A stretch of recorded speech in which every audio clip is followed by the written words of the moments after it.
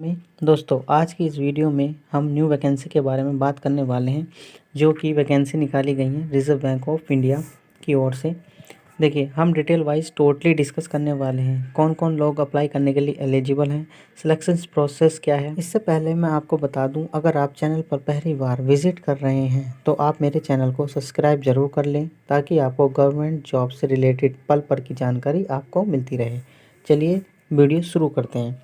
देखिए reserve bank of India की ओर से जो असिस्टेंट के पद पर जो वैकेंसी निकाली गई हैं वो टोटल पोस्ट आपकी जो निकाली गई हैं वो आपकी हैं 950 पोस्ट।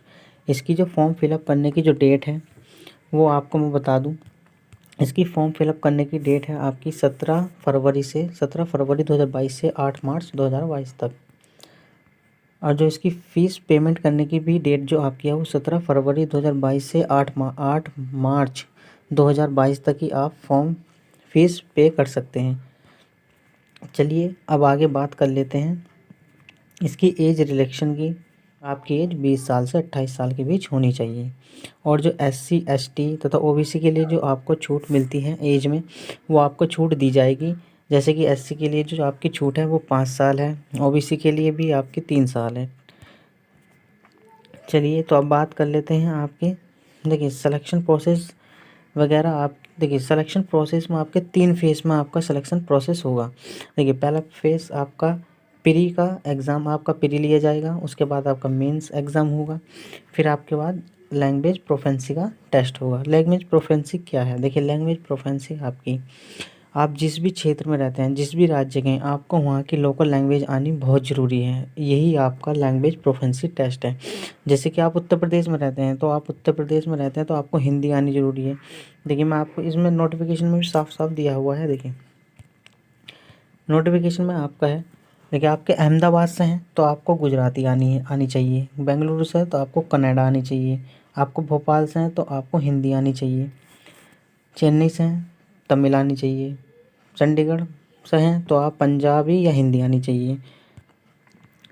इस तरह से मैं आपको बता दूं कि इस तरह से ही आपको लैंग्वेज आपकी लोकल लैंग्वेज आपको आनी चाहिए।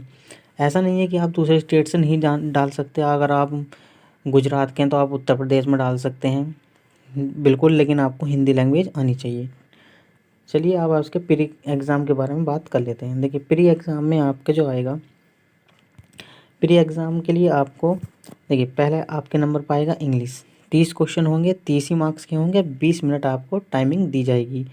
फिर न्यूमेरिकल एबिलिटी मतलब मैथ, आपकी मैथ आएगी, 35 क्वेश्चन होंगे, 35 ही मार्क्स के होंगे, इसके लिए भी आपको 20 मिनट दी जाएगी।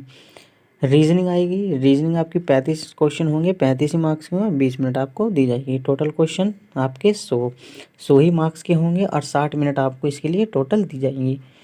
देखिए इंग्लिश के जो ऐसा नहीं है जैसा आप SSC CHSL में आप किसी भी सेक्शन में जाके कभी भी अपने 25 क्वेश्चन कंप्लीट किए कि दूसरे जैसा आपने जनरल अवेयरेंस के आपने क्वेश्चन किए 25 क्वेश्चन के लिए आप सबसे पहले देखिए उसमें जाते हैं जिससे हमारा टाइम बचे तो आप आसानी से कर लेते हैं 25 क्वेश्चन 5-10-15 में, मुश्किल से 15 मिनट तो बहुत कह दी मैंने, 10 मिनट में आप 25 क्वेश्चन कर लेते हैं SSC के।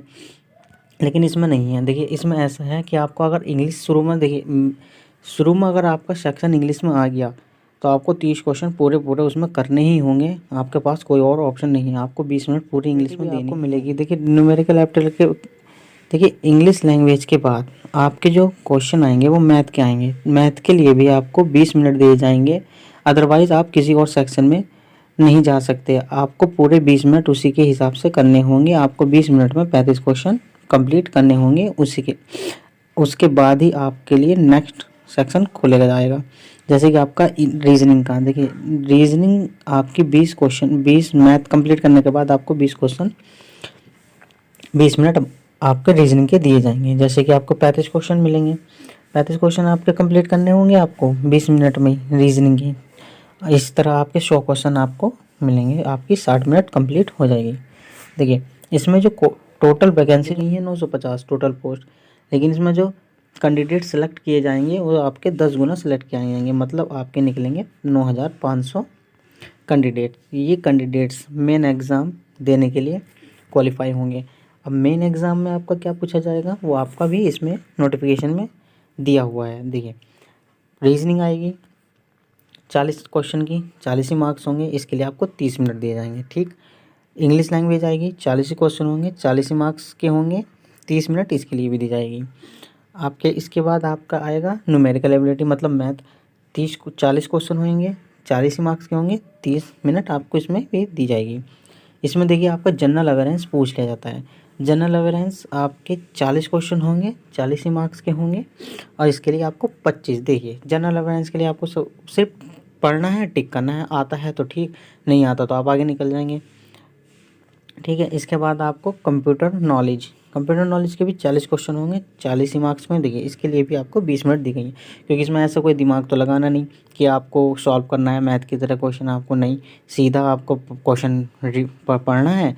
उसके बाद आपको अगर क्वेश्चन का आंसर आता है तो आपको टिक करना है, नहीं तो आपको आगे निकल जाना है। ठीक है, ये मैंने आपको बता ही दिया था कि लैंग्वेज प्रोफिशिएंसी क्या है, लैंग्वेज प्रोफिशिएंसी का टेस्ट। चलिए इस वीडियो में इतना ही। अगर आपको मेरी वीडियो पसंद आई हो तो आप मेरे चैनल को लाइक करना, सब्सक्राइब करना और बेल आइकन को ज़रूर दबाना, ताकि आपको गवर्नमेंट जॉब से रिलेटेड पल पल की जानकारी आपको मिलती रहे। नमस्कार, जय हिंद, जय भारत।